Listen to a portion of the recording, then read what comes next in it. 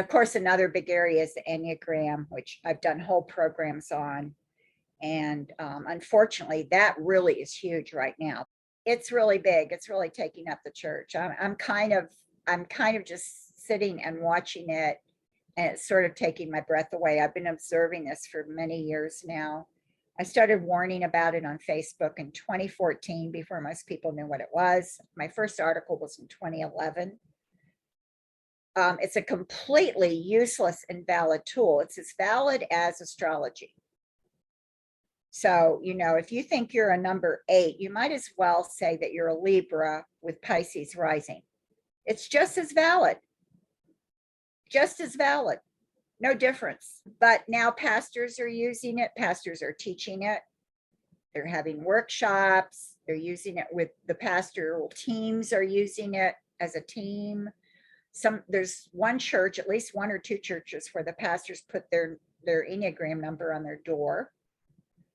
I know so many people who have left their church because of this, so many. And of course, I wrote a book with 2 other people on it, Richard Rohr and the Enneagram Secret. That gives the history of it. It debunks a lot of the falsehoods about it. Every single Enneagram book that has come out from what we consider to be an evangelical publisher like InterVarsity Press, they've done quite a few of them.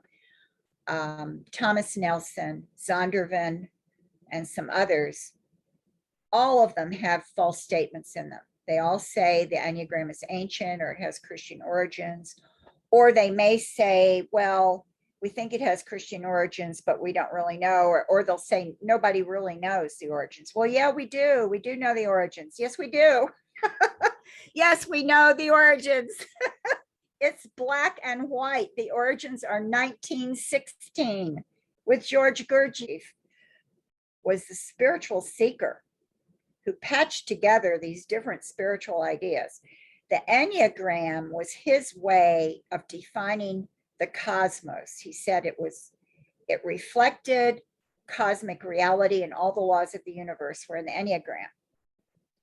And he did not talk about the types or that people fit into a certain area. That was not what the Enneagram was about. It's supposedly, he talked about the law of 3 and the law of 7 and how you could see that in the Enneagram, and the musical scale was in the Enneagram. And it was a very esoteric tool that was used also in his teachings to show how one awakens, the process of awakening, because we're all asleep, we're all born asleep. We have to awaken to the reality of who we really are. Now, this is a very common esoteric occult and New Age idea that you find in both the occult and the New Age. And, you know, even in New Thought, where I said that, you know, they believe Jesus came to teach us to, you know, perceive reality correctly. So you're perceiving it wrong. It's always about how you're seeing reality.